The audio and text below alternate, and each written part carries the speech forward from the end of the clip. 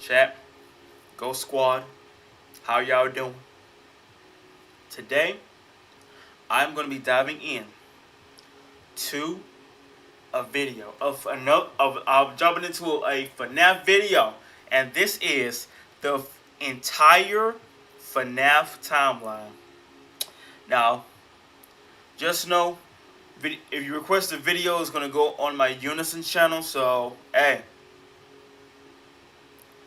let me know what type of video you want me to see. Especially if it's a good video, then you already know it's going to be a green check mark coming. But the entire FNAF timeline,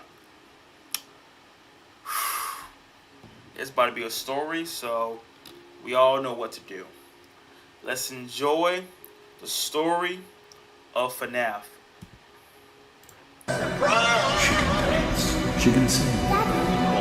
Payback, all of them together. Flashing lights and jump scares.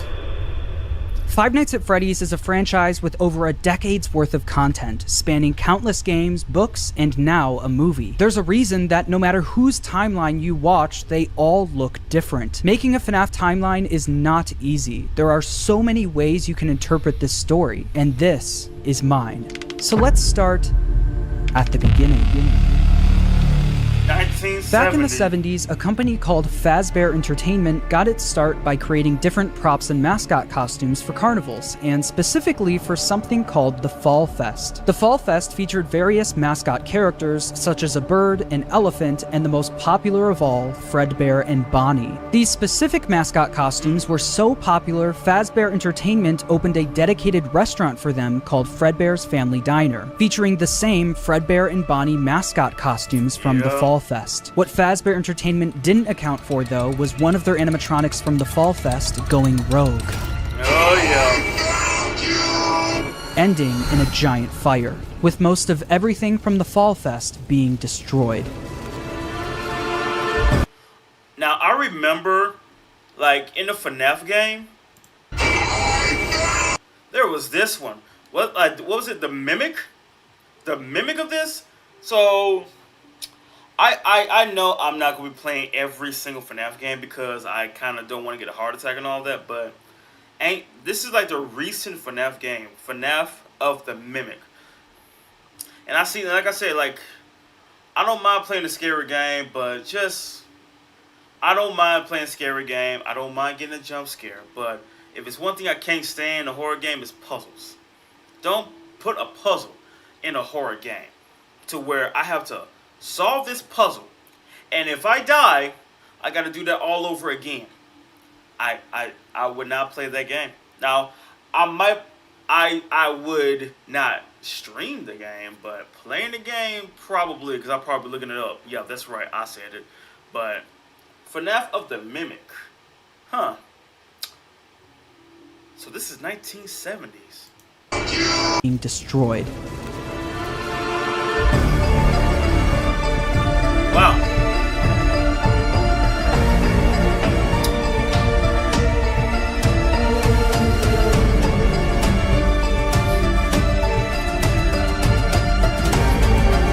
We're jumping in from the very beginning.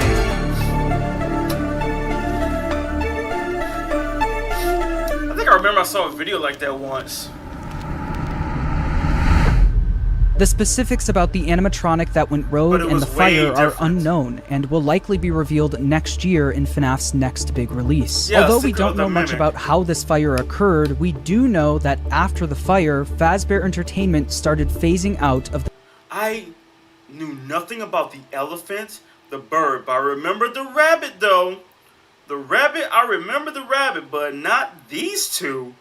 Oh wow, so basically these two, the bird and the elephant was the originals. They were I think Chuck E. Cheese was the original. If I'm being if it was the original animatronic, ain't Chuck E. Cheese the original? But for the FNAF version, these two, the elephant and the bird, are the original too. Then that's when they moved on to the bear and the rabbit because they were way more famous. the mascot costume era. They Wow. needed something new. The two men who helped found Fazbear Entertainment, William Afton and Henry Emily, stepped up to the plate. William Afton was mostly the businessman of the two, handling all of the money, while Henry was the more creative one, with him being in charge of building most of the animatronics and props for the company. With the Fall Fest era of the company coming to a close, they were only left with Fredbear's Family Diner, the standalone restaurant created for the Fredbear and Bonnie characters. In order to replace the mascot versions of Fredbear and Bonnie, Henry went to work on new versions of the characters, eventually creating the new Fredbear and Spring Bonnie, the same characters but with new designs and new suits. Henry called them Springlock suits. These suits are able to double as both an animatronic and a suit that the employees could wear. To switch the suit from animatronic mode to suit mode, the employees could use a hand crank to pull back the animatronic parts, leaving room for them to climb inside. The spring locks that were helping to hold back those animatronic parts were very sensitive though, and with even a little bit of moisture, the spring locks could potentially snap shut, crushing and killing whoever was inside. But if that ended up happening, Fazbear Entertainment had some common sense procedures set in place. In the case that the spring locks come loose while you are wearing a suit, please try to maneuver away from populated areas before bleeding out, as to not ruin the customer experience. First off, if it's the slightest like moisture or sweat coming from you in the suit, ain't no point in you wearing a suit in the first place. Bro, imagine in the summer and you're wearing a mascot suit or a spring lock suit outside, you're flipping signs and all that. Imagine in broad daylight that happens to you. Locks up and you die. Just a pool of blood in the suit. Nah. Fredbear's Family Diner ended up being super successful for William and Henry, so much so that other companies tried replicating it. Another company proceeded to rip off Fazbear Entertainment's old mascot characters by creating their own animatronic versions of them. The leader of the group was Ned Bear, a direct copy of Fredbear, followed by a hippo, an elephant, and a frog. All characters from the Fall Fest, and all with slightly different designs to avoid copyright issues. But while the rival company was able to replicate the designs, they could not replicate Henry's state-of-the-art technology. Their robots were poorly made and had to have giant batteries with exposed wires on stage with them. Naturally, the rival company failed and ended up being bought out by Fazbear Entertainment. With all of the success from Fredbear's Family Diner, William and Henry decided to branch out and create more characters for a new restaurant. In 1983, William and Henry opened Freddy Fazbear's Pizza, featuring Freddy Fazbear, Bonnie, Chica, and Foxy. Right? With the opening of Freddy Fazbear's Pizza, Fazbear Entertainment was experiencing success like they've never seen before. But with two restaurants now open at the same time, more success also meant more work for William and Henry. The duo were so wrapped up in work that they started neglecting their own families. William was the father of 3 kids, the eldest, Michael, the crying child, and Elizabeth. The crying child has yet to have a 100% confirmed name, so for this video, he will just be called the crying child. Meanwhile, Henry had one kid, a daughter named Charlie. They lived their days working, so they both created different ways of taking care of their kids. Henry was the robotics genius, so he used his talents to create a new animatronic to watch Charlie for him. It was Oh my god. Now, I want y'all to understand what they said. They said that.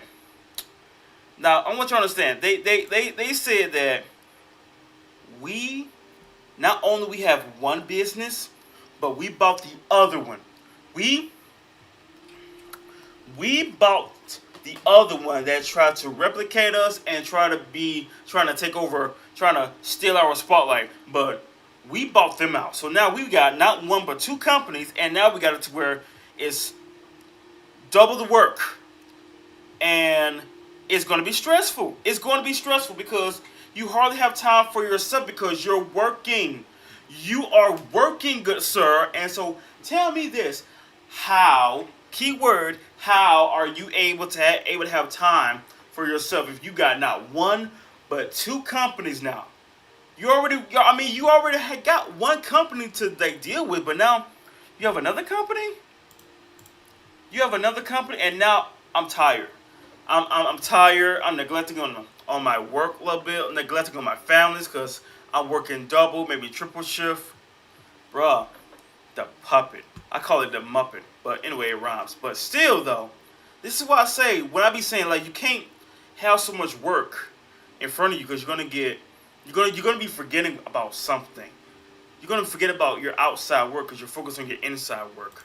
Is called the security puppet. This animatronic would sit by the door of Freddy Fazbear's Pizza and make sure that Charlie wasn't able to leave the building. This made it so Charlie could play at the restaurant while Henry worked, without Henry having to worry about her leaving the building or getting kidnapped. The robot was linked directly to a green bracelet that Charlie was wearing. If Charlie, wearing the green bracelet, tried leaving the building, the security puppet would spring into action. William, on the other hand, was the businessman of the company. He cared more about making money, but also saving money. Naturally, he decided to just force his eldest son Michael to babysit while he was at work. Michael was mostly in charge of babysitting the crying child. The crying child didn't have many friends, but he did have a close relationship with his plushies. These plushies were of characters from his favorite show, Fredbear and Friends, Fazbear Entertainment's newest cartoon, featuring Fredbear, Freddy, Bonnie, Chica, and Foxy. The crying child's favorite character, though, was Fredbear. He especially loved his Fredbear plushie. Although he loved the plushie version of the characters, the animatronics would soon become a different story. One day, while visiting Fredbear's family diner, the crying child saw something that would scar him for the rest of his life. While wandering the restaurant, he walked by the employees only room, where an employee accidentally left the door open. Inside the room was his father, William Afton, helping another employee into a spring Bonnie suit. But through the eyes of the crying child, this looked like someone was literally being stuffed into an animatronic suit. The crying child was so young that he wasn't educated on how the mascot characters worked, so seeing a human be put inside of one terrified him. When a child experiences something traumatic, their brain naturally tries finding ways to deal with that trauma. The crying child's way of dealing with his trauma was by creating an imaginary friend. This imaginary friend took the form of the object he loved the most, his Fredbear plushie. His new imaginary friend Fredbear followed him wherever he went, shape-shifting into flowers, hiding behind cars and in the sewers, with nobody being able to see him except for the crying child. When the crying child was overwhelmed, the plushie would talk to him and try to calm him down. Even when the plushie wasn't around, it was still able to speak to him because it lived in his mind. While the crying child was dealing with the trauma of seeing what he thinks was someone being stuffed into a suit, his brother Michael was only making it worse. Michael knew about what happened with his younger brother and used it against him. Every day while babysitting the crying child, Michael would put on a Foxy mask, hide somewhere in the house, and jump scare his little brother. Yep. Traumatizing times 10, right?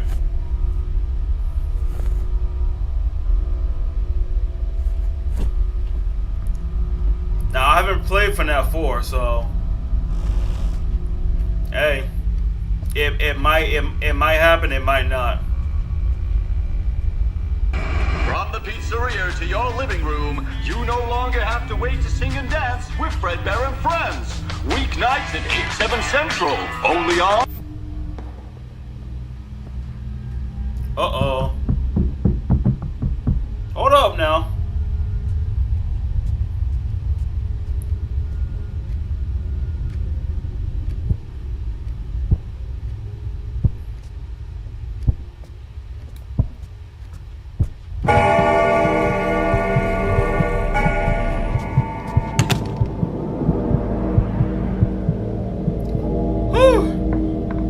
What kind of nightmare you having?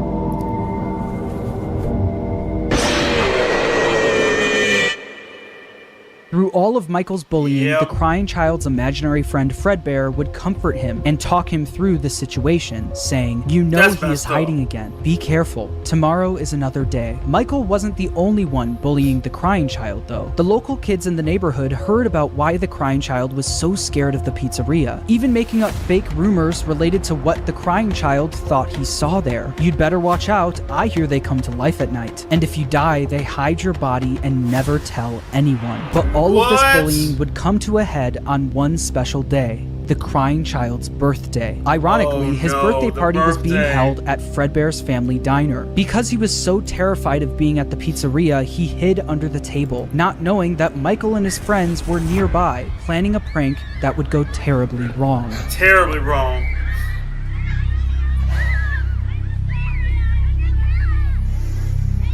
And and you think this type of thing is funny, right? But as soon as something goes wrong, it was just a prank. It was just a joke. 5 minutes. We were just horsing around. You can only do so much. You can only go so far.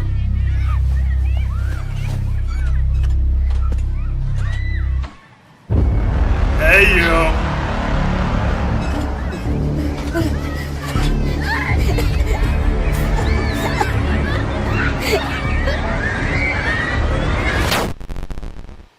Yep.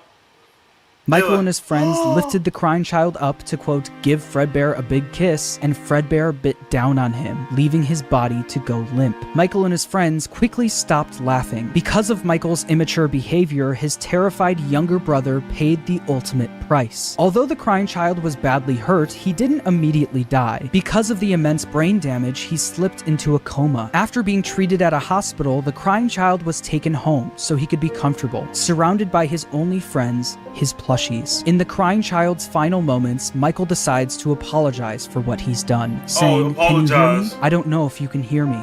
I'm sorry." After Michael speaks, the crying child's imaginary friend Fredbear, created out of the trauma he experienced, continues doing what it's done the whole time. It comforts him, saying, "You're broken. We are still your friends. Do you still believe that? I'm still here. I will put you back together." This would be the final thing the crying child hears before he dies. The crying child's spirit would then live on in the Fredbear suit, the thing that took his life. The crying child's death wasn't just an accident. It was directly caused by Michael's recklessness. This is something that Michael could potentially face jail time for, so it needed to be covered.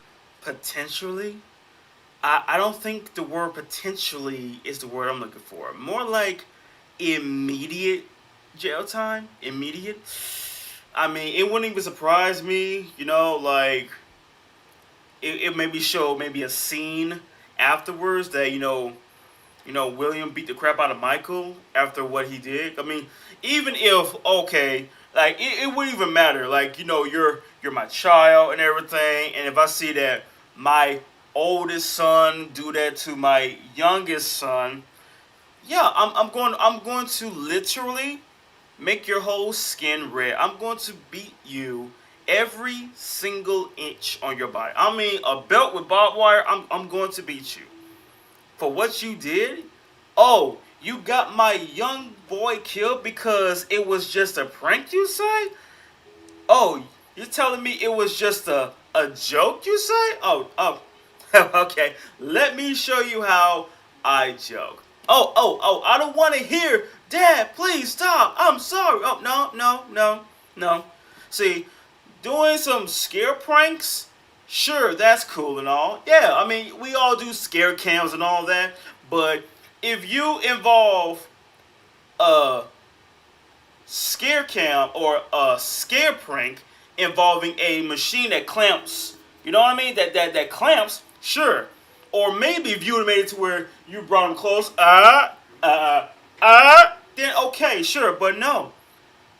You know this kid has traumatic problems of animatronic, and you over here got a Foxy mask with your friends going along with it to make it worse. So it either could have been to where the bite or the heart attack.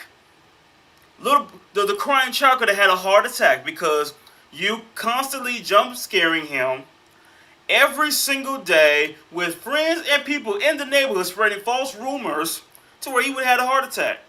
He would have had a heart attack. And you think that it's funny? It is funny now.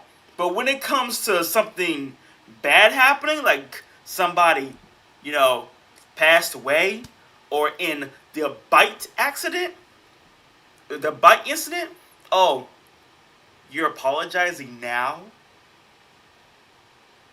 You're apologizing now because, oh, after what happened, oh, I didn't mean for it to go this far.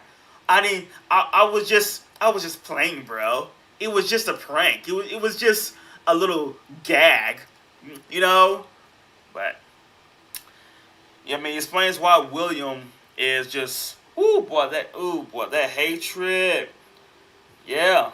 I mean, of course I know the story, but it just imagine seeing if they put that in the movie, in the next movie, because they didn't, but if they ever put that in a movie, it better be completely detailed. I mean, like, don't just, like,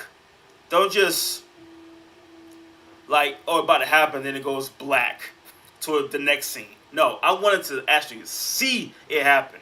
Like, FNAF story is practically gore, dark. So it needs to show, if they put that in the next movie, it needs to show the crying child, head crushed by the animatronic. Shortly after the incident, Fredbear's Family Diner was quickly shut down, and Fredbear was completely wiped from existence. The Fredbear and Friends TV show turned into Freddy and Friends on tour. The Fredbear and Spring Bonnie Springlock suits also ended up being moved into the back room of Freddy Fazbear's Pizza, mainly being used as spare suits if one of the Freddy's animatronics broke down. The death of William Afton's youngest son was a pivotal moment in this story, specifically William Afton's story. This was the first domino to fall. A father losing his son is a traumatic situation, and while any other father would take time to grieve, be sad, and properly deal with such a big loss, William Afton took a different route. Afton definitely was upset about his son dying, but it wasn't because he felt bad for his son, it was because it was embarrassing to him. William Afton was a narcissist. He had little to no empathy. All he cared about was work and comparing himself to his business partner, Henry. Henry had a wife, a kid, and a talent for robotics that Afton was utterly jealous of. The death of the crying child sent Afton over the edge because while Henry's family was still perfect, his was now broken. Henry and William had different ways of taking care of their kids, and while Afton employing his eldest son failed, Henry's security puppet succeeded. Henry's daughter Charlie lived on. Afton had a hard time dealing with this feeling of embarrassment. He started becoming an alcoholic, frequently visiting the local bar called Junior's. One night though, after drinking a little too much and getting kicked out of the bar, he decided that he was going to settle the score with Henry. Afton, drunk and filled with rage, drove from the bar to Freddy Fazbear's Pizza, where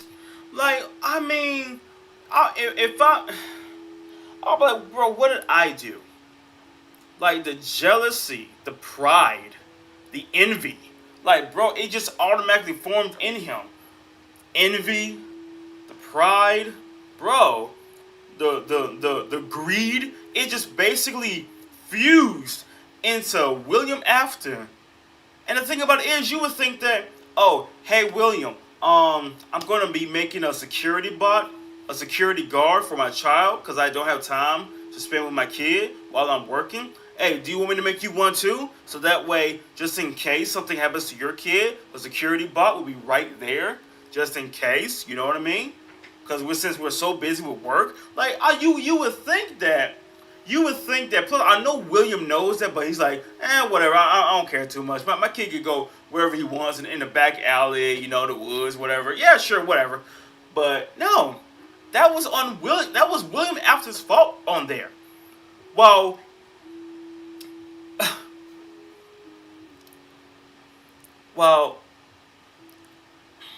I don't like. Hold on a second. So Henry is going to be targeted, right? You think your life is better than mine? You think that just because you got a loving child, and you know, and everything's going so good for you, but for some reason mine ain't, I'm gonna make your life so bad just to make me feel better. Like, William, you could have asked, hey Henry, you think you can make me one? You think you can make me one too? You know, I don't get that. Let's go back a little bit. And getting kicked out of the bar, he decided that he was going to settle the score with Henry. Afton, drunk and filled with rage, drove from the bar to Freddy Fazbear's Pizza, where he knew Charlie was being watched over by Henry's security puppet. Afton planned on risking everything to kill Henry's daughter, Charlie. He didn't care if he got caught, and he didn't care if he went to prison. But when Afton got to Freddy's, he noticed that Charlie was standing outside by herself. It turned boy. out that some bullies were able to trap the security puppet in its box and lock Charlie outside the building, giving Afton the perfect opportunity to kill Charlie outside of the pizzeria. The security Outside. puppet was eventually able to escape its box and went looking for Charlie. As Afton sped away, the puppet noticed that Charlie was outside in the pouring rain. It then did what it was programmed to do and went to protect her.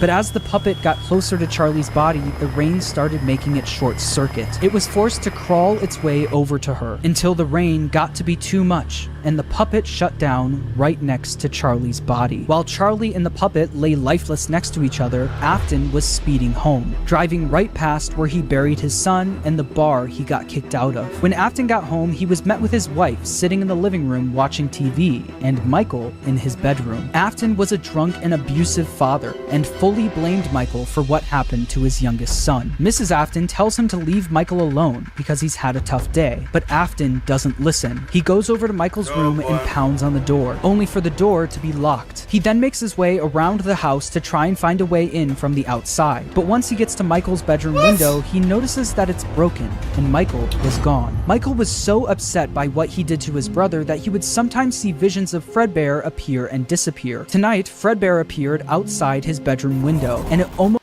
Like, I don't understand this. So let me, okay, so this little part of the story I think I've not heard of. Like I said, I've heard of some history of FNAF, but this is the entire thing. So let me see if I get this right. So I am William Afton. My child, the crying child, got killed because of my oldest child, Michael, right?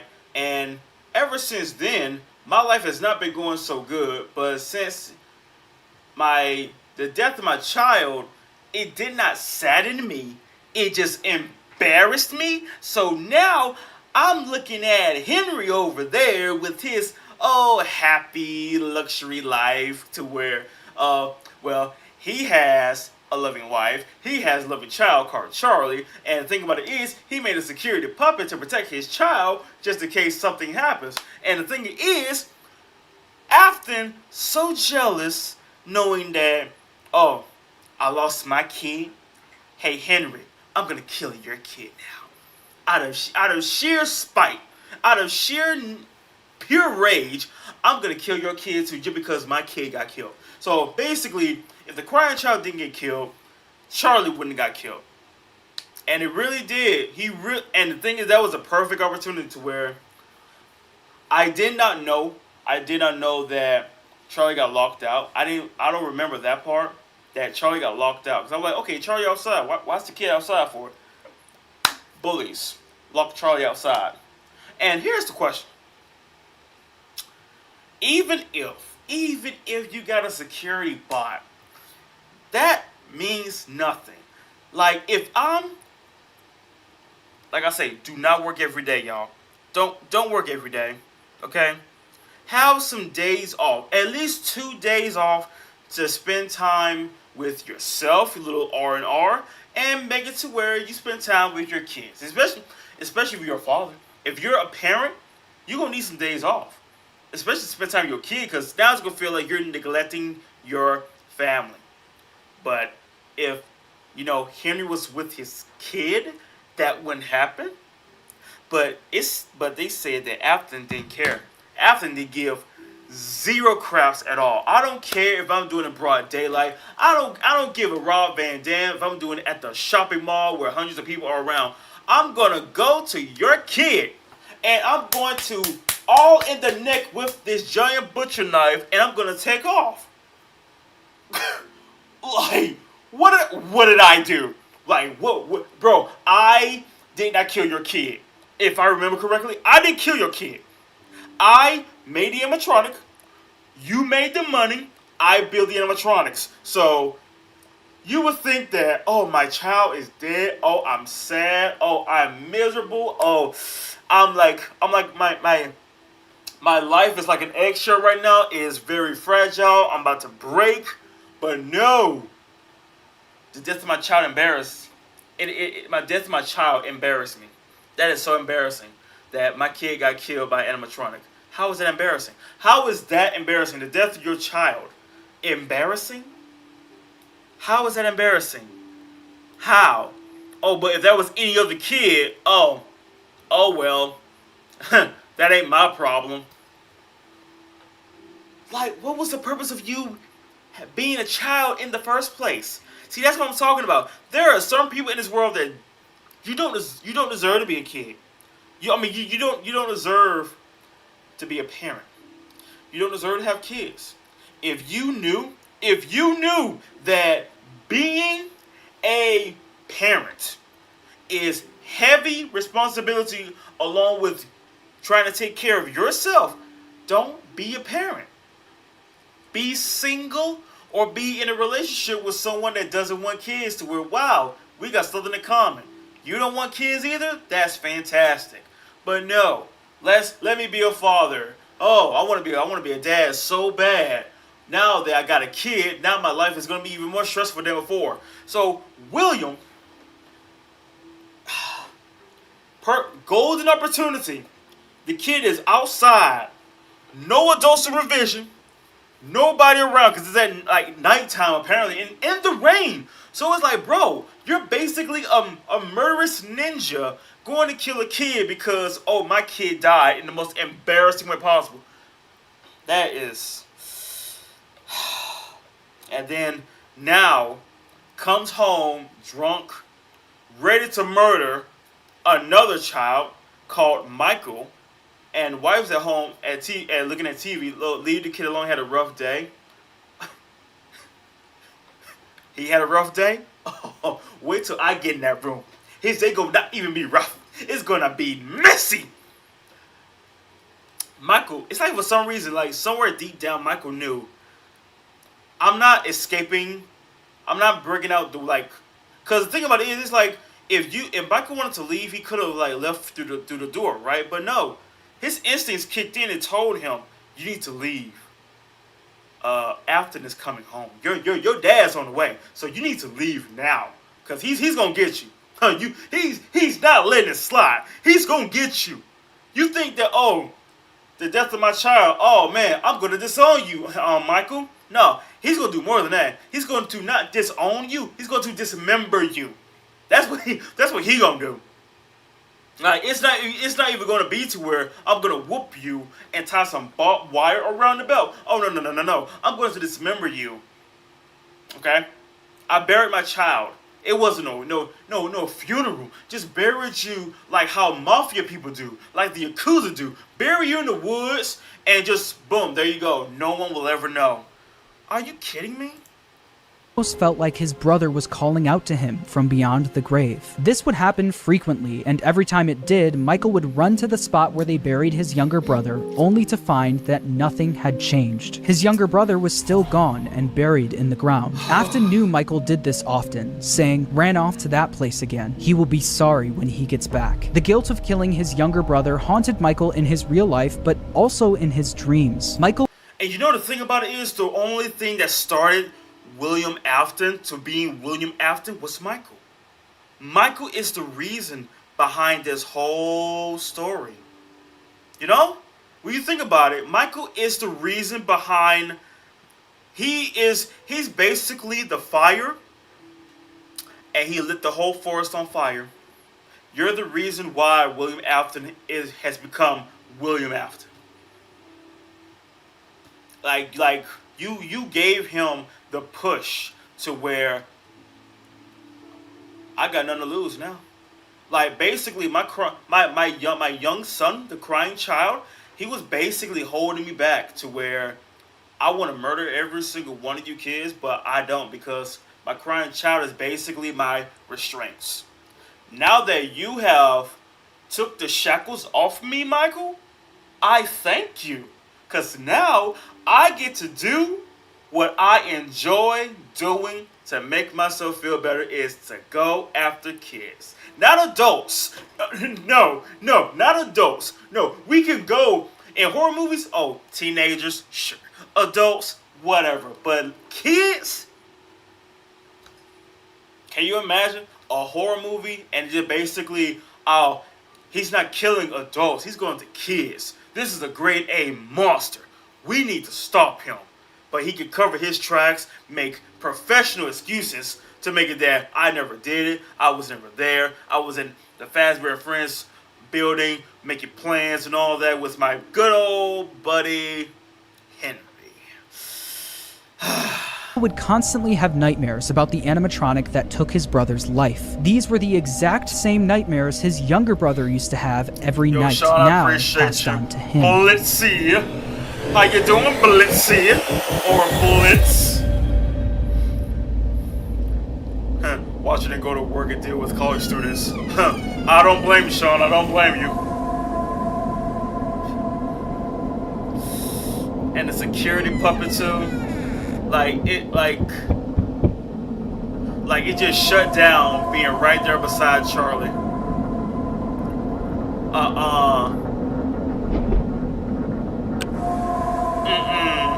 See, I don't know if I can play FNAF 4 because I'm telling you, I can't. I don't want to get a heart attack. Look at that.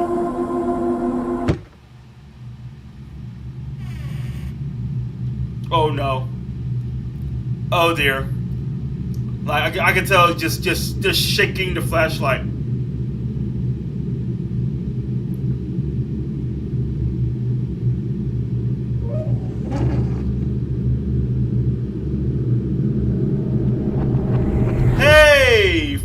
After the death of Charlie, Fazbear Entertainment tried their best at covering it up. Fortunately for them and for William, the crime was committed outside, where no one was around to witness it. William was able to get away with everything, while Fazbear Entertainment never spoke of the incident again. The security puppet was quickly moved to the back room of Freddy Fazbear's Pizza, where the retired Fredbear and Spring Bonnie suits resided. But something was different about the security puppet. Dark tears now appeared on the mask of the animatronic. Dark tears that weren't there before. This is something that Afton quickly noticed the next day when he went into work. He'd heard about what happened moments after he sped off. He knew the security puppet was found laying next to Charlie's body. So does that mean Charlie's soul now resided in the puppet? William definitely noticed that the puppet looked different, almost like it was haunted, almost like it was thinking. Other employees would eventually notice the same thing. I'll be honest, I never liked that puppet thing.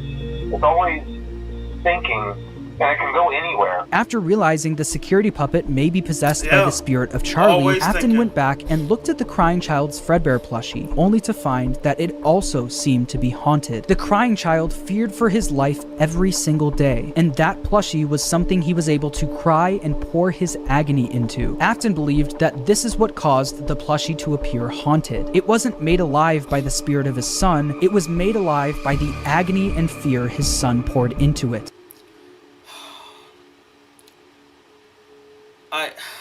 Look. One thing I will say is true, and for those of you kids in this generation, you need to understand this.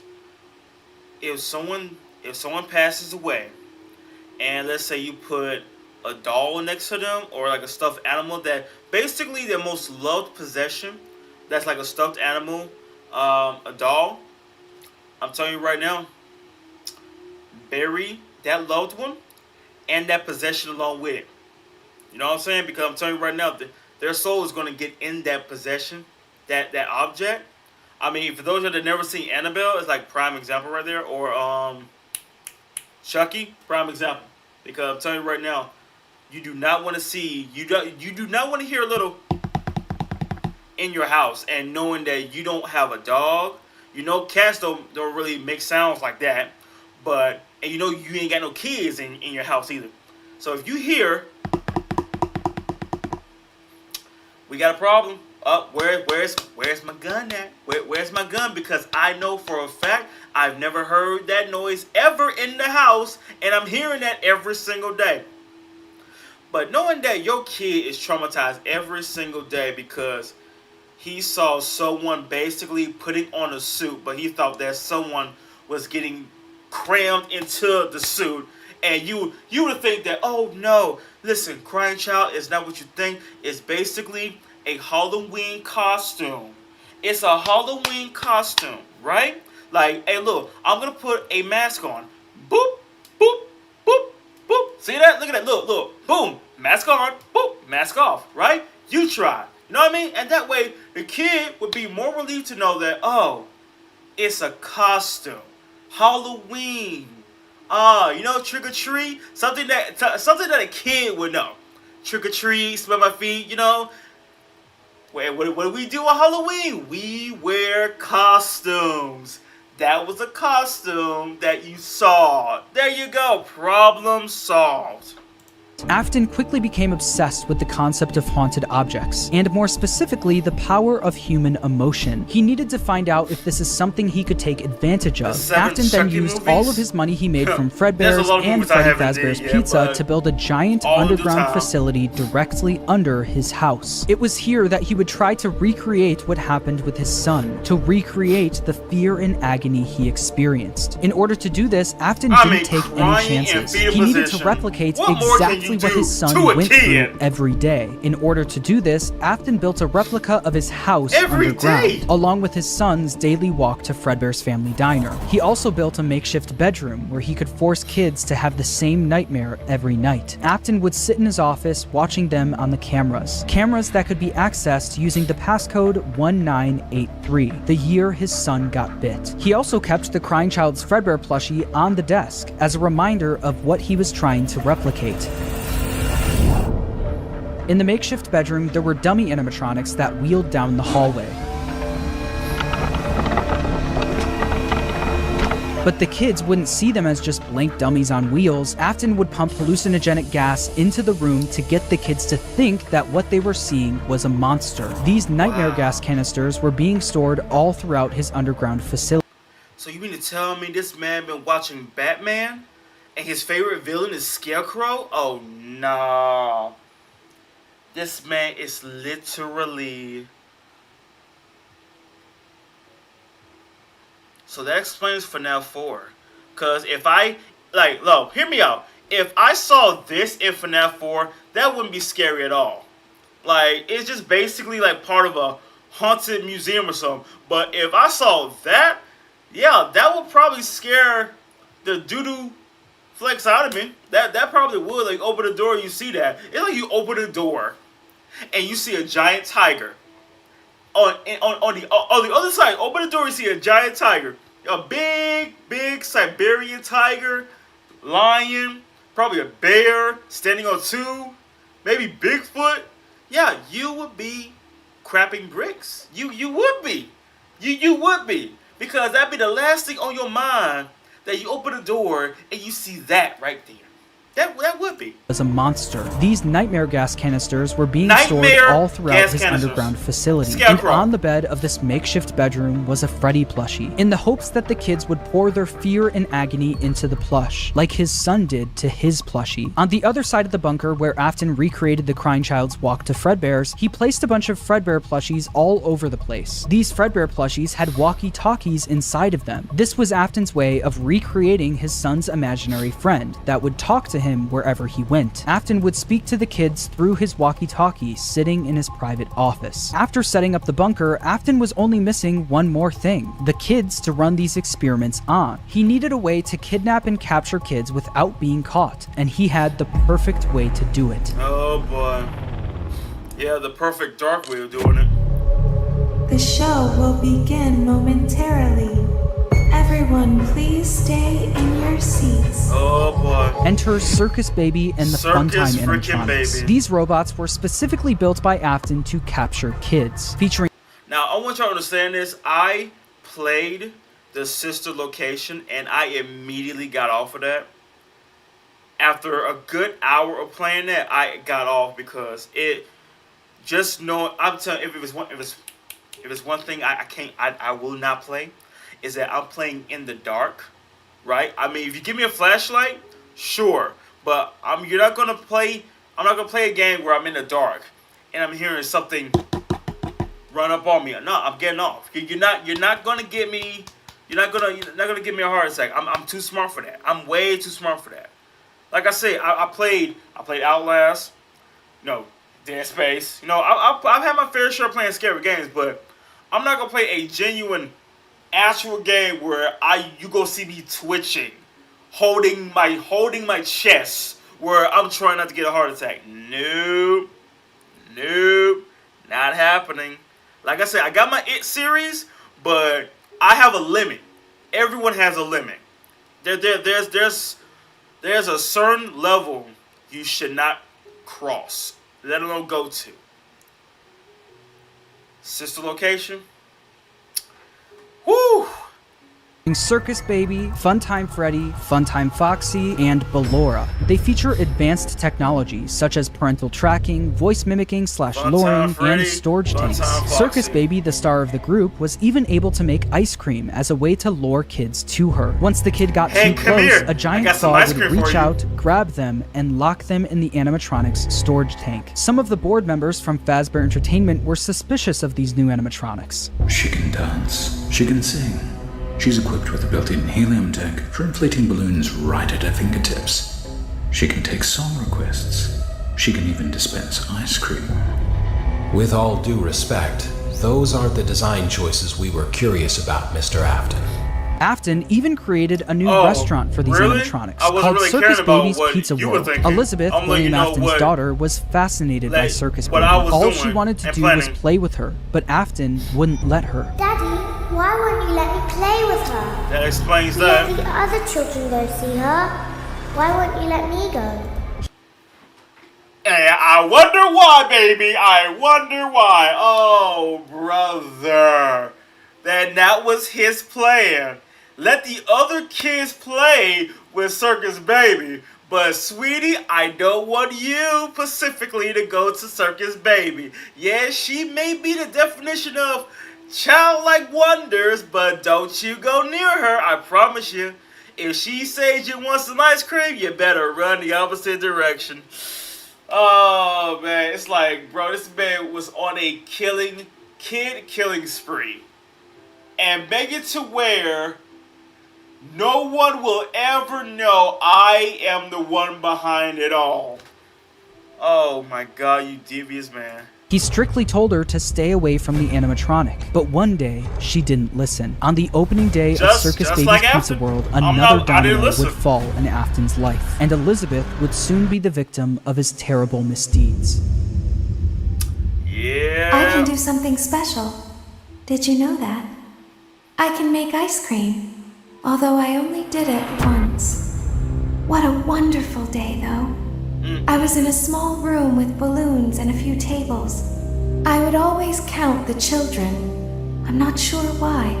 They usually played together in groups of 2 or 3. There were 4, then 3, then 2, then 1. Time to play. Yep. You want to play a game?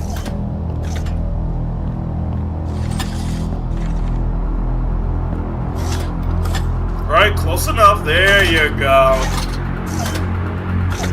Ice cream.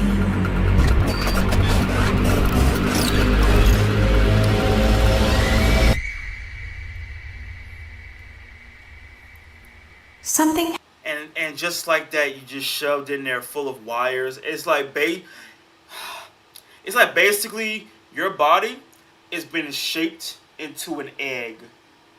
Basically, cause doesn't matter how small it is in there, you're gonna fit in there perfectly. Not no arm, no leg, not even your finger. None of that's gonna show. It's like basically you got Kirby'd. Circus Baby is basically did a Kirby technique to where I absorbed you young. Happened when there was one. I was no longer myself.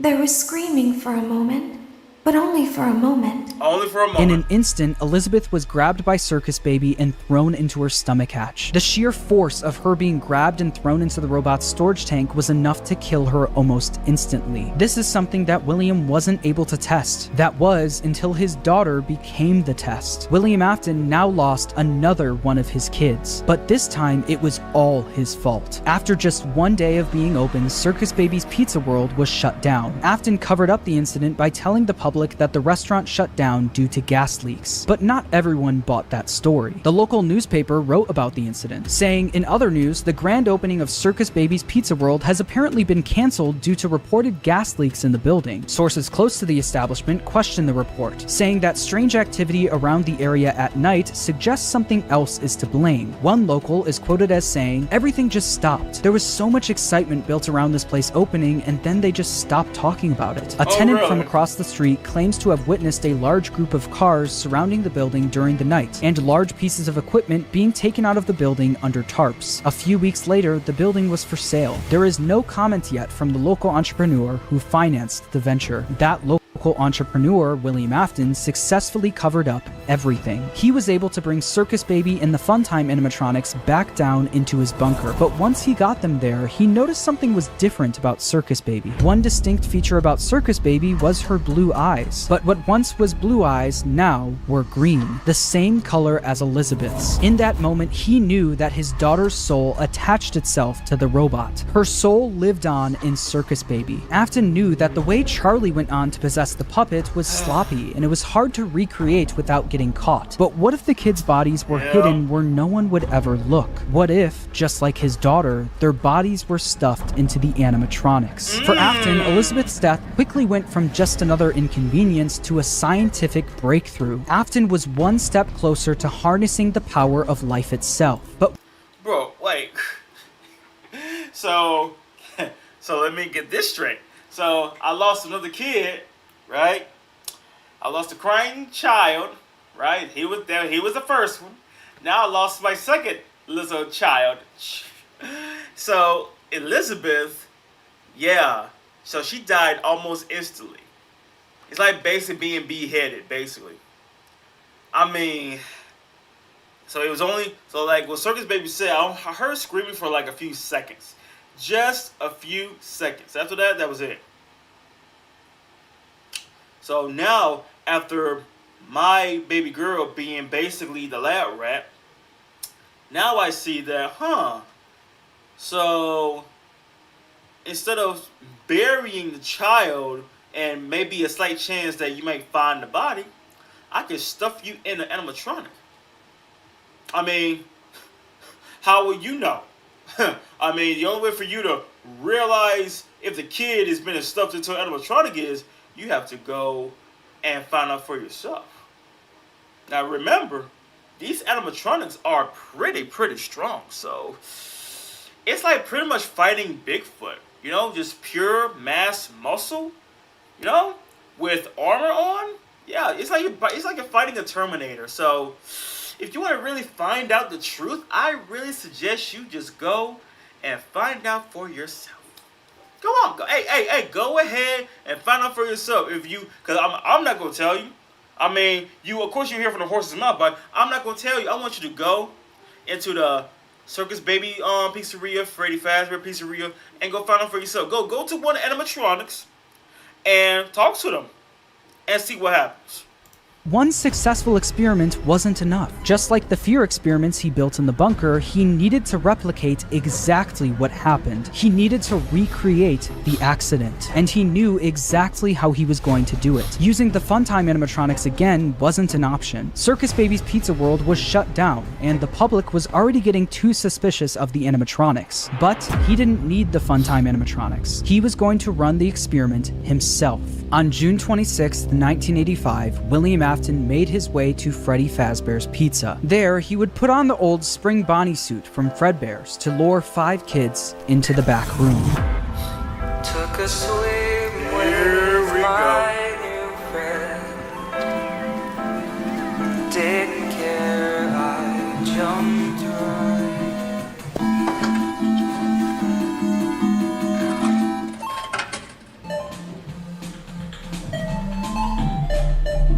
Oh boy. Hello. Looking for a friend?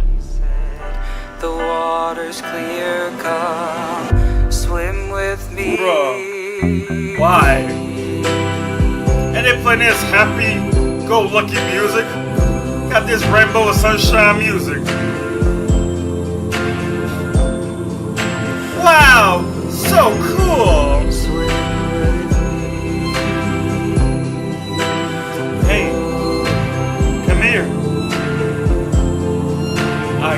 one for you. You want one for free?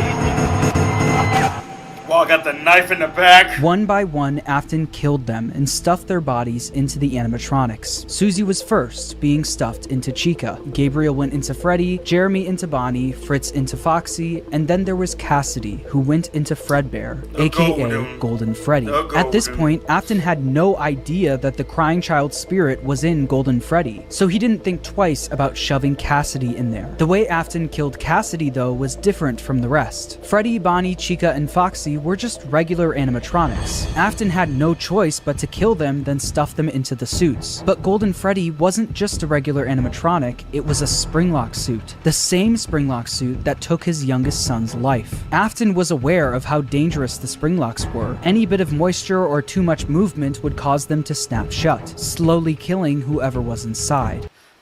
Moisture? Moisture or certain movement? You think I'm... Like, what happened to just wearing the mascot outfit, huh? Whatever happened to that? You know, like, hey, you want to work here? All right, listen, I'm going to need you to wear this mascot suit, you know? And, yeah, be kid-friendly, you know what I'm saying? Attract the kids, that'll attract the parents, and we start making money. But no, I'm basically, it's a mascot suit with wires in there. 2, if you sweat, you die.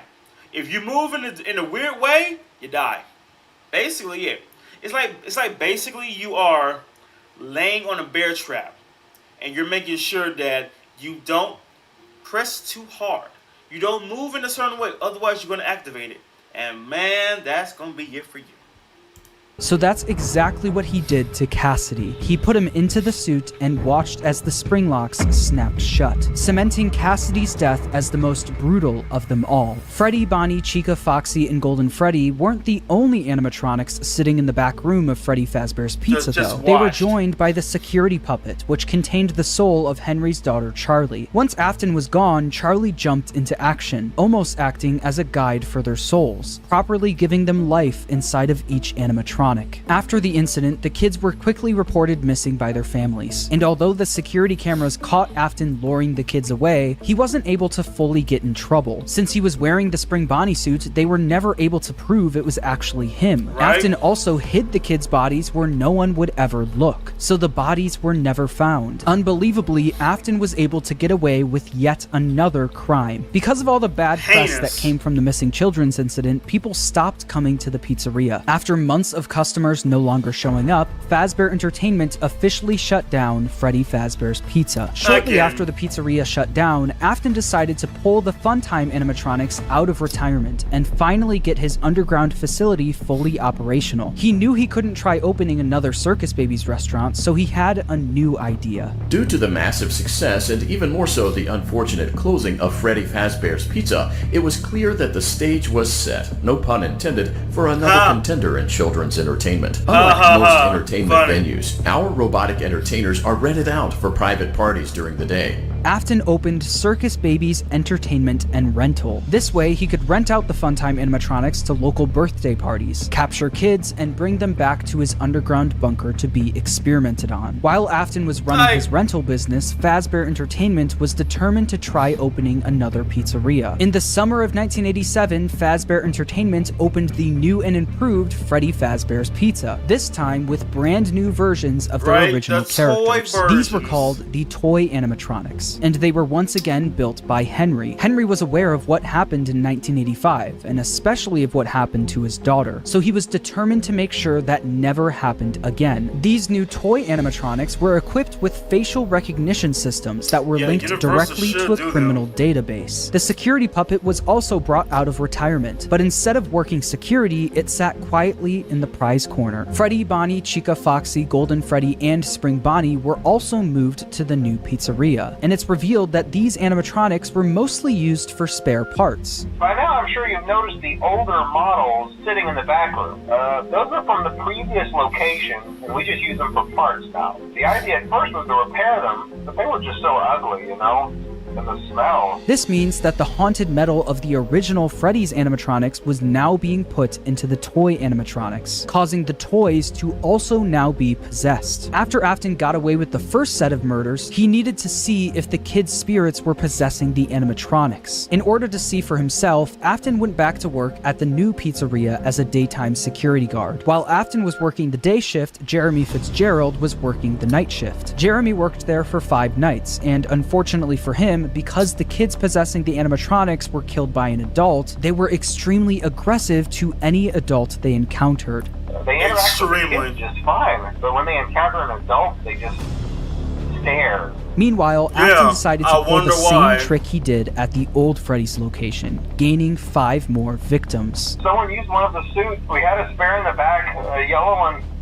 Someone used it. Afton used the Spring Bonnie suit to pull the same stunt again on 5 more kids. But as he was committing the murders, Charlie, from inside the puppet, was actively trying to save the kids. She tried enlisting the help of the other animatronics, but it was too late. Afton had already finished what he started. Not only that, him seeing the puppet and Freddy walking around the pizzeria trying to stop him was all the proof he needed that his experiments were successful. The kids he put into the original suits were haunting the animatronics. But there was one problem. Afton knew that the haunted metal of the endoskeletons was the key to everything, but the animatronics were trapped at the pizzeria. There was no way he could bring them back to his underground bunker. He couldn't get to the animatronics if the pizzeria was still open and active, so he needed to find a way to make sure the pizzeria shuts down and fast. Instead of stuffing the new set of victims into the toy animatronics, he decided to leave the kids out in plain sight, scattered throughout the pizzeria. This was a guaranteed way to get the pizzeria shut down. A few hours after Afton committed the murders, Jeremy Fitzgerald showed up for his night shift, unaware of what happened that day. Hello. What on earth are you doing there? Didn't you get the memo? The place is closed down, at least for a while. Listen, just finish your shift. It's safer than trying to leave in the middle of the night. We have one more event scheduled for tomorrow, a birthday. You'll be on day shift. Wear your uniform. Stay close to the animatronics and make sure they don't hurt anyone, okay? The next day, during Jeremy's day shift, one of the animatronics bit him in the head. This was infamously known as the Bite of 87. Meanwhile, Afton successfully got the pizzeria shut down. The local newspaper wrote about the incident, saying, after being open only a few short weeks, Freddy Fazbear's Pizza is closing its doors. The new animatronics will be scrapped due to possible malfunctions. However, the original characters are being kept in hopes of a possible reorganization of the company. Since the toy animatronics were now being scrapped, he knew he could get away with taking their endoskeletons. But he also knew that he couldn't risk showing his face at the pizzeria again, so he got his oldest son, Michael, to do the work for him. William was easily able to get Michael to do whatever he wanted. William was abusive and manipulative, while Michael was haunted by the guilt of what he did to his younger brother. Because of this, Michael basically acted as William's puppet. Michael showed up for the night shift at the now closed Freddy Fazbear's Pizza under a code name, Fritz Smith. At the end of his shift, he would successfully steal the toy animatronics endoskeletons for his father, causing him to get fired his first day on the job due to tampering with the animatronics. As it said in the local newspaper, while Fazbear Entertainment scrapped the toy animatronics, the original Freddy, Bonnie, Chica, and Foxy were going to be fixed up and reused. And that's exactly what they did. After the 1987 Freddy's location shut down, they opened yet another location, this time using the exact same building as the first Freddy Fazbear's Pizza. As you can imagine, this didn't work out great for the business. People already had a bad impression of Fazbear Entertainment, so using the same building that the original murders took place in didn't help business. Customers barely showed up to the new pizzeria, leading it to shut down by the end of 1993. Although this was bad news for Fazbear Entertainment, this was great news for William Afton. Afton was able to acquire the endos of the toy animatronics, but that wasn't enough. He needed all of the haunted endoskeletons, especially the ones in the original animatronics. Once the pizzeria shut down, Afton came up with the plan to steal the endos from the animatronics. Each pizzeria was designed with something called a safe room. As always, if there is ever an emergency, please go to the designated safe room. Every location is built with one extra room that is not included in the digital map layouts programmed into the animatronics or security system. This room is hidden to customers, invisible to animatronics, and is always off camera. This room was hidden from guests and invisible to the animatronics. Afton would use this to his advantage, luring each of the animatronics to the safe room and dismantling them one by one. The kids possessing these animatronics were the same kids he lured into the back room all those years ago. He planned to use the same trick to lure the same kids all over again. The same trick. Like this man trying to build a mass army of animatronics.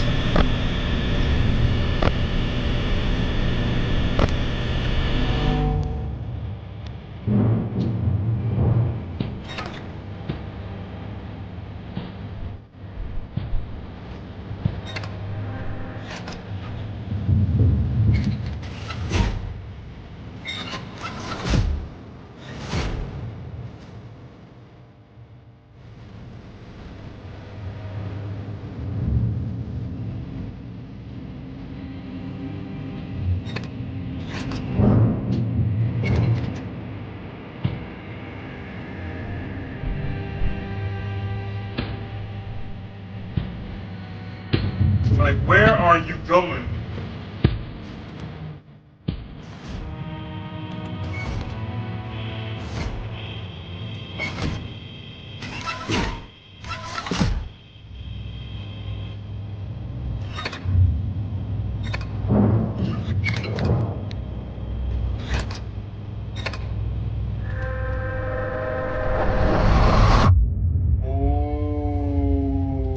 Once he finished dismantling each animatronic and stealing their endoskeleton, he brought them down to his underground bunker, where he would melt them all down into one liquid substance called Remnant. Not only did Afton rob these kids of their lives, he would use their souls long after they're gone for his own personal gain.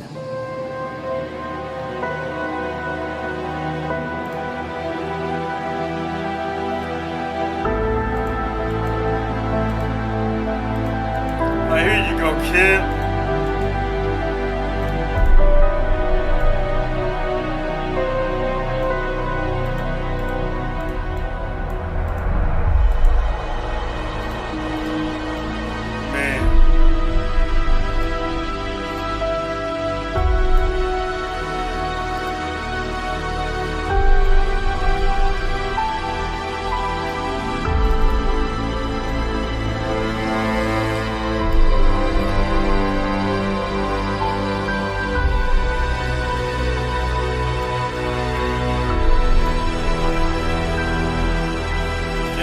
They really making this just sound extremely evil in this way.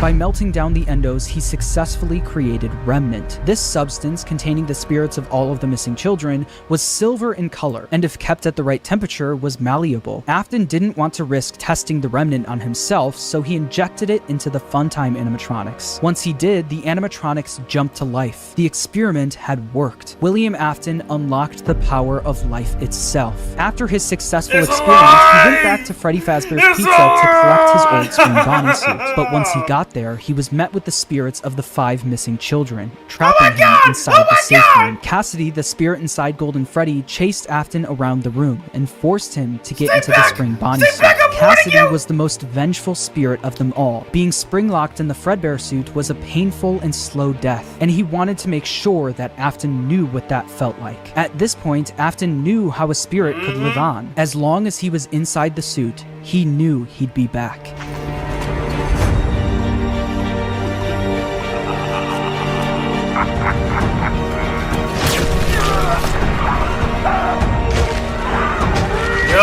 You can't do all that.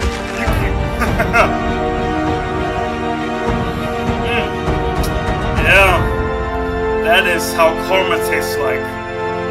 As Afton laughed, the spring locks snapped shut, forcing him to go through what Cassidy went through. This was an act of revenge by Cassidy, and it wouldn't be the last. Afton was now confined to the safe room of the now shut down Freddy Fazbear's Pizza, and because of this, everything in his underground bunker was left abandoned. But even with Afton gone, the rental business continued on its own. All of the Funtime animatronics containing the spirits of the missing children and even his daughter Elizabeth were still being rented out during the day and then brought right back down to the bunker. All the spirits wanted to do was escape, but they were always put back underground. After Afton went missing, his eldest son Michael, who's been blindly helping his father, remembered what his father told him if he ever went missing. If William wasn't there to finish his work, Michael would do it for him. Afton's underground facility was always off limits to Michael, but since he was now gone, Michael had no choice. He took the elevator down to where his father worked every day. Although Michael was helping out his father by stealing some of the endos from the animatronics back in the day, he never exactly knew what William was doing until he got down into the bunker. Yeah, until he figured out for himself, what was my dad doing? What was his purpose? What was his end game?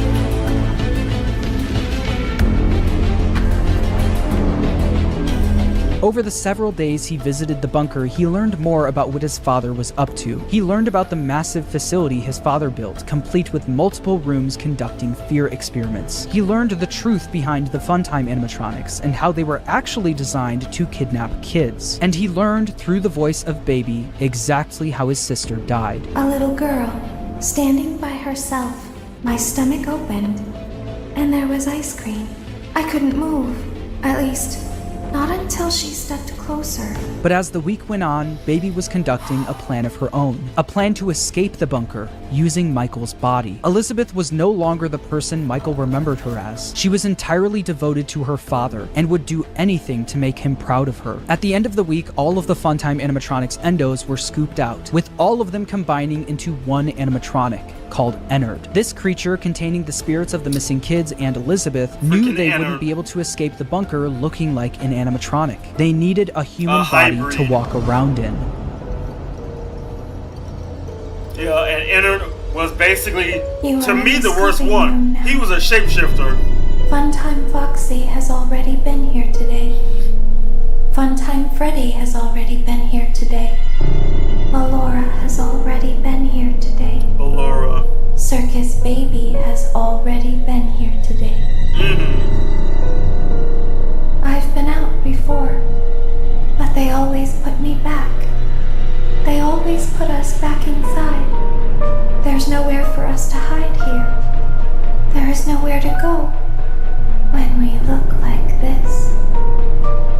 But if we looked like you, then we could hide. If we looked like you, then we would have somewhere to go. The scooper only hurts for a moment.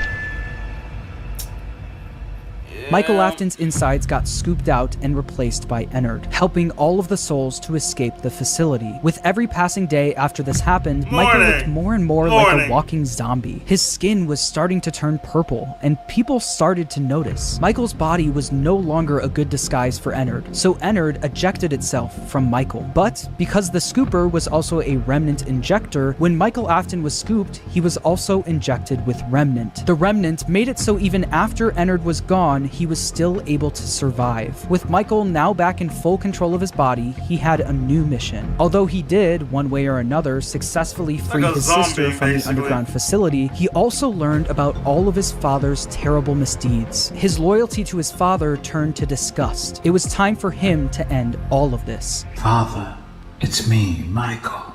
I did it. I found it. It was right where you said it would be. They were all there. They didn't recognize me at first, but then they thought I was you. And I found her. I put her back together, just like you asked me to. She's free now. But something is wrong with me. I should be dead, but I'm not. I've been living in shadows. I'm living in between life and There's death. only one thing left for me to do now. I'm going to come find you.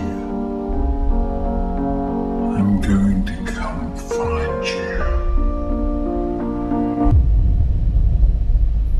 Michael would spend years searching for his father with no luck, until a new ad in the local newspaper caught his attention. Someone decided to open something called Fazbear's Fright, the horror attraction. Local amusement park is getting ready to scare your socks off with a new attraction based on the unsolved mysteries of Freddy Fazbear's Pizza. Featuring actual relics from the decades-old pizzeria, this new attraction is guaranteed to bring back your childhood in the worst possible way. As if using the crimes of his father to make a profit wasn't bad enough, they also went back to the old pizzerias and collected any objects they could find to put on display at the attraction. Michael immediately applied for the job of the security guard with the sole intention of burning the place to the ground. When he got there, he saw the remnants of his past, the shells of all of the animatronics, missing every single one of their endoskeletons. He knew they could only find the shells of the animatronics because he and his father stole their endoskeletons all those years ago, leaving only the shells behind. On day 2 of working at the attraction, he got word that they found a real animatronic. You're not gonna believe this. We found one. A real one. This real animatronic ended up being his father, still inside the spring Bonnie suit he died in decades ago. Even though his father was now in the building with him, he still decided to go through on his plan, all in an effort to end his father once and for all. Michael then rigged the wiring in the building to catch fire, burning the horror attraction to the ground with his father inside. Oh boy. Going now in a blaze of glory, I guess. Making sure I don't see you again. Making sure you don't come back. Since you always come back. The local back. newspaper would write about the fire, saying a new local attraction based on an ancient pizzeria chain burned down overnight. Authorities have not ruled out foul play, but at the moment it seems to have been caused by faulty wiring. Although the fire destroyed most of everything in the building, William, miraculously, was able to survive. William was now free, roaming the outside world along with the souls of the missing children, Elizabeth, and Charlie inside the puppet. Since Michael wasn't able to end everything, someone else needed to step in. That someone was Henry Emily. Afton's old business partner and father of Charlie heard about the fire at Fazbear's Fright, along with the rumors of the various animatronic creatures now roaming the streets. Henry was determined to put an end to all of this.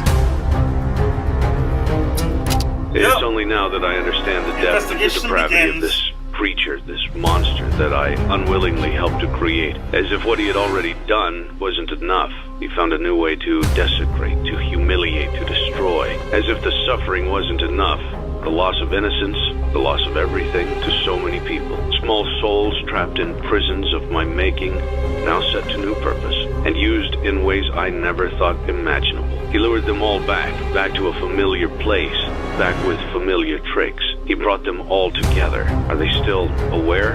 I hope not. It keeps me awake at night. I could make myself sleep, but not yet. Not until I undo what he has done and heal this wound. A wound first inflicted on me, but then one that I let bleed out to cause all of this. He set some kind of trap. I don't know what it was, but he led them there again. He overpowered them again, and he robbed them of the only thing that they had again.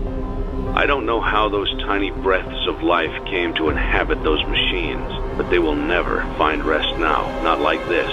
I have to call them all back, all of them, together in one place. By gathering all of the animatronics in one place and locking them in the same room, he would be able to burn them all to the ground for good, effectively freeing their spirits in the process. In order to do this, Henry created a new restaurant called Freddy Fazbear's Pizza Place. He knew that the spirits and William couldn't resist coming back to a new location, even if it was all just a trap. Charlie was different though. She was smarter than the rest, so Henry knew she wouldn't be as easily fooled. So he created an animatronic called Lefty, standing for lure, encapsulate, fuse, transport, and extract, specifically to capture the puppet and bring it to the pizzeria. While trying to find someone that would help him carry out his plan, one person showed up for the job. A person who was also determined to finally end all of this, Michael Afton.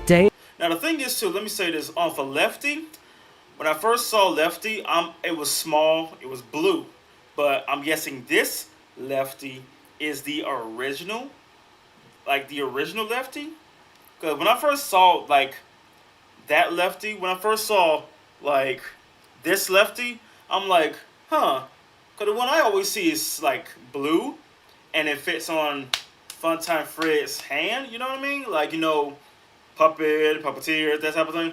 But this is the original version of Lefty before they had to reduce Lefty to a whole puppet.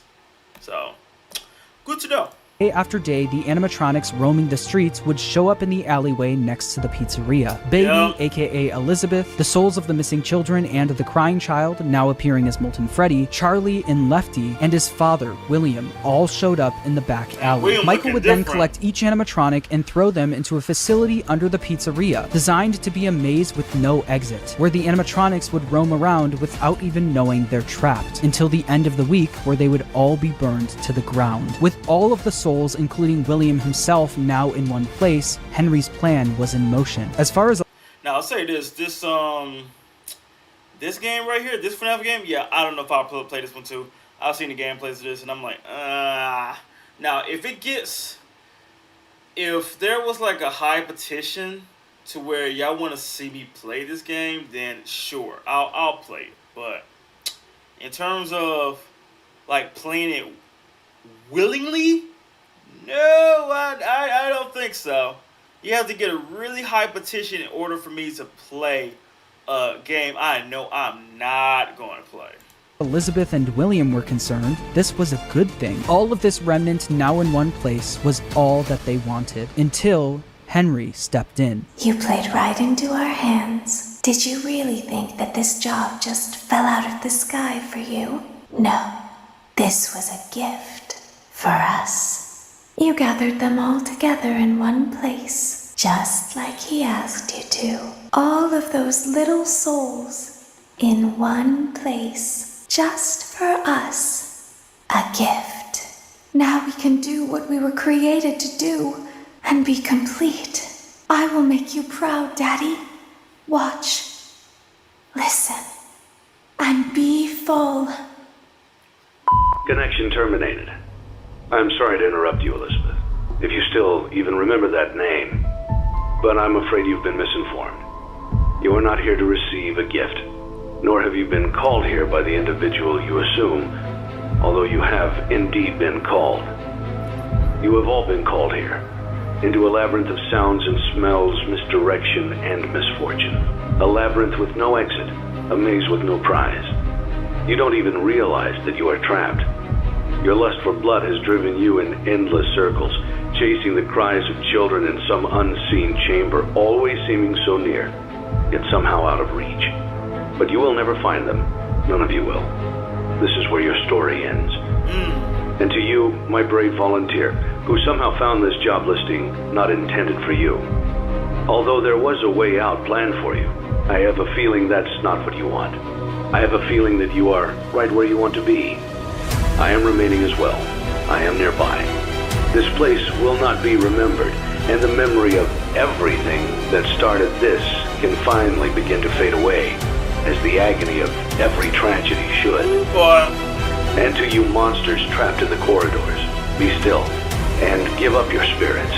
They don't belong to you. For most of you, I believe there is peace, and perhaps more, waiting for you after the smoke clears.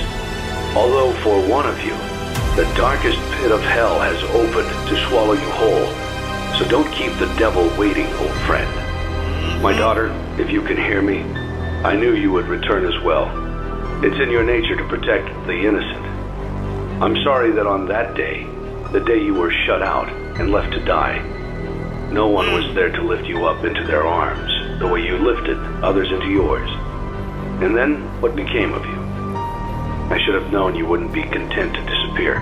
Not my daughter. I couldn't save you then. So let me save you now. It's time to rest, for you, and for those you have carried in your arms. This ends, for all of us, in communication. Henry putting fire to the animatronics may have freed the spirits from the metal of the robots, but some of them still needed help actually moving on into the afterlife. This help would come from Charlie. She helped guide the spirits into the robots. Man. Now she would help them move on. Poetic In the world justice, of Five Nights am at I right? Freddy's, the way a spirit can move on is by them being put into a happy memory. The memory Charlie chose actually comes from the crying child and the day he got bit. Piece by piece, Charlie put that terrible, shattered memory back together. But this time, she would change it into a happy memory. Instead of the crying child getting bit on his birthday, Charlie changed it so that all of the missing kids and Charlie would celebrate him, giving him a giant birthday cake. By changing that terrible memory into a happy one and attaching all of the spirits to it, they were able to successfully pass into the afterlife.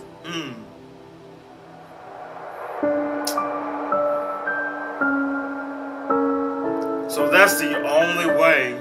Wow. I'm thinking like, you know, do we kill Afton and that's it? But no, you have to shape their memory, have to alter their memories to give them a good ending. Like I said, they were all able to move on. Except for one. Except for one.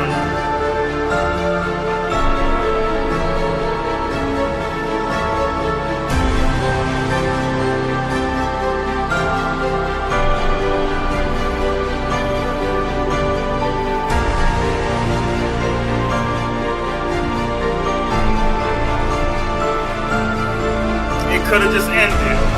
It could have just been the happy ending. But no.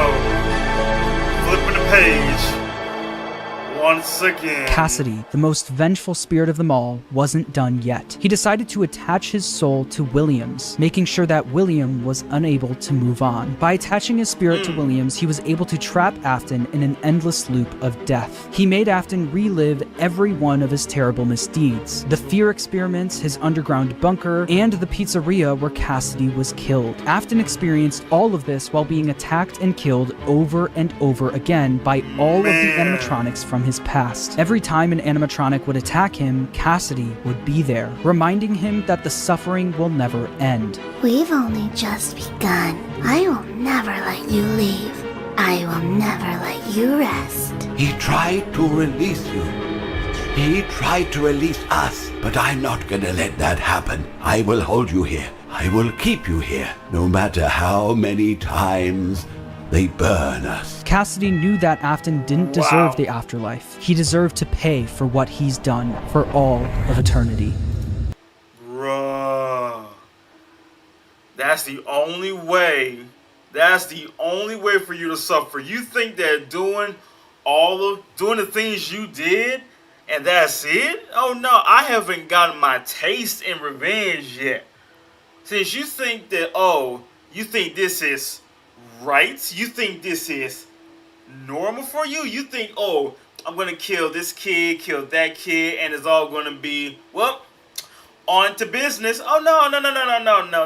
You've been doing this for years. No. You going to jail? No, that's not justice enough. You dying, burning alive and all that? No, that's not enough. That's not enough. For the things you did, that ain't enough. So you are going to literally have the fate worse than death. You are going to suffer over and over again. Even if you may try to kill yourself. I'll be there to make sure it never happens. Like, it could have been it. So, dang. So Cassidy possessed Afton. Like you thought that was the end. I mean, he's dead, right? You would think that he's dead. That's it. That he's dead. Wait, we've got our justice. Let us move on. Have a happy ending. But nah, y'all go ahead. I'm not done with him. Oh no, he has not gotten his dues just yet. I'm gonna make sure Once I'm done, the only way I know that it's over is when I'm done. But nah, I'm not done until I see him suffer. And right now, he hasn't suffered enough. But if you keep up with the franchise, you know that that's not the end of the story. Like I said at the beginning of the video, making a FNAF timeline is not easy, no matter what anyone says. In broad strokes, you can explain the basic plot, but once you get down to the motivations and the why of everything, you have to start filling in the blanks yourself. Some people who've helped me fill in the blanks that I'd like to shout out are Rytoast for his theory about Cassidy being spring-locked in Golden Freddy. I think that makes a lot of sense and is really satisfying for the narrative. Also, I'd like to shout out MattPat for his theory about Midnight Motorist. After trying to figure that minigame out for years, I think your explanation makes the most sense. It's important for me to say that no one, except for Scott Cawthon himself, knows the exact story he was trying to tell. So please make sure to watch other people's timelines as well, and come to your own conclusion on everything. And when the time is right, I'll be back to tackle the newer games in this franchise. Until then, make sure to subscribe,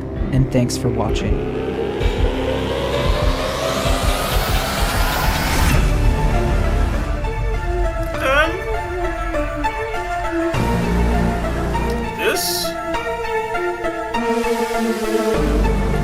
This was an actual well-made timeline.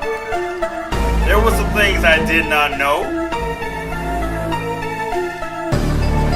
There were some things I was not expecting. Because, like I said, I've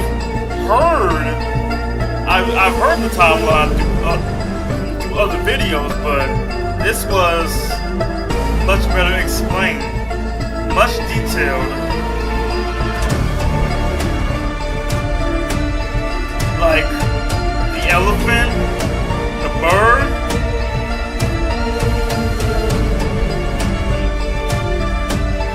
This was really good. This was not bad. Bruh, this was really not bad.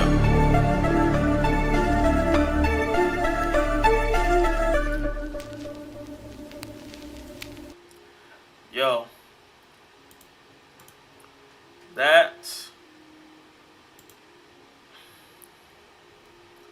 Hey, I am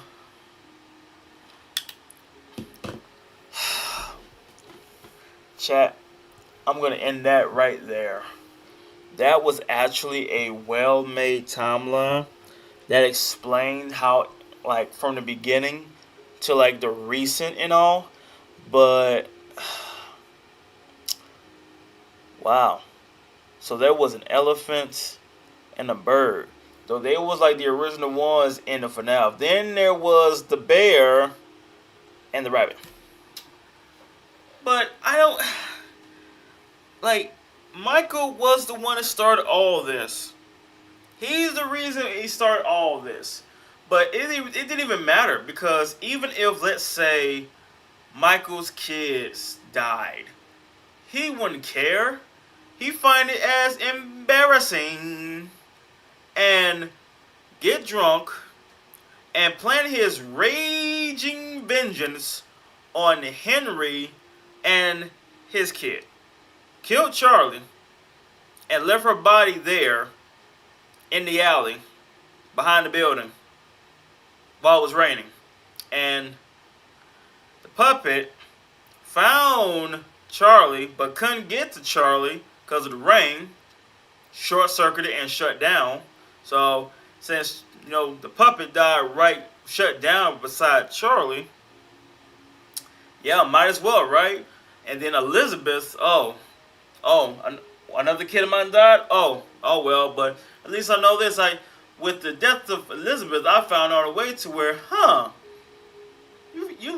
actually know how to do this to where it could be a concrete, discreet child murder. Thank you, Elizabeth.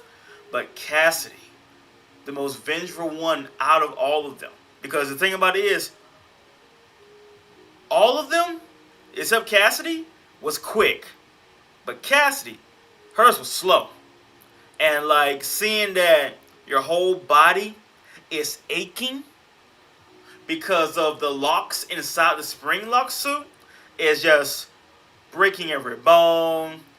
It's like basically you're being slowly digested or like impaled by every single wire in the suit. And truth be told, if Cassidy died the same way as all the other kids did, then yeah, that probably would have been it. That probably would have been it for FNAF.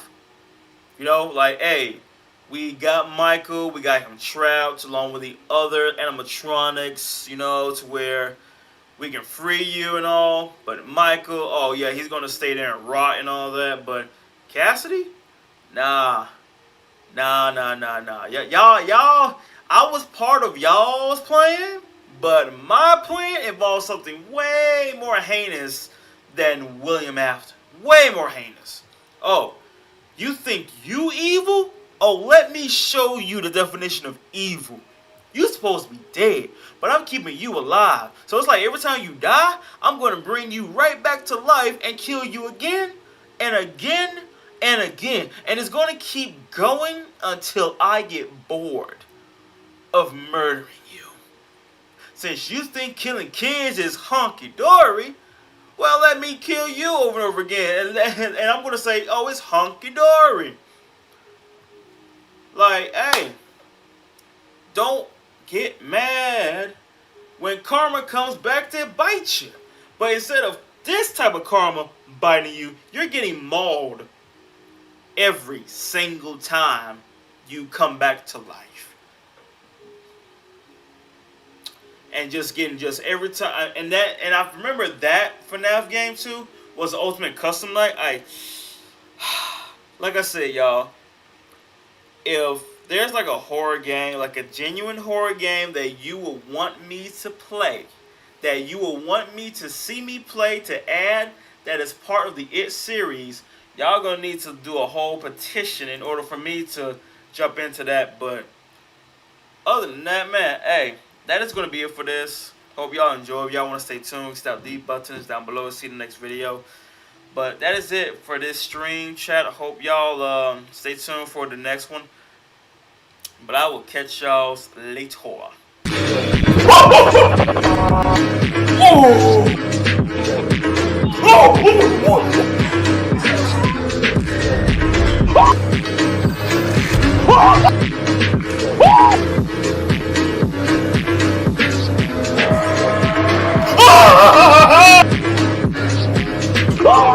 She appears to be on Bluetooth. Oh my god. Oh my god. Listen, hey look, I can order you some. She's so terrible. Oh god! He's watching you! He's watching you!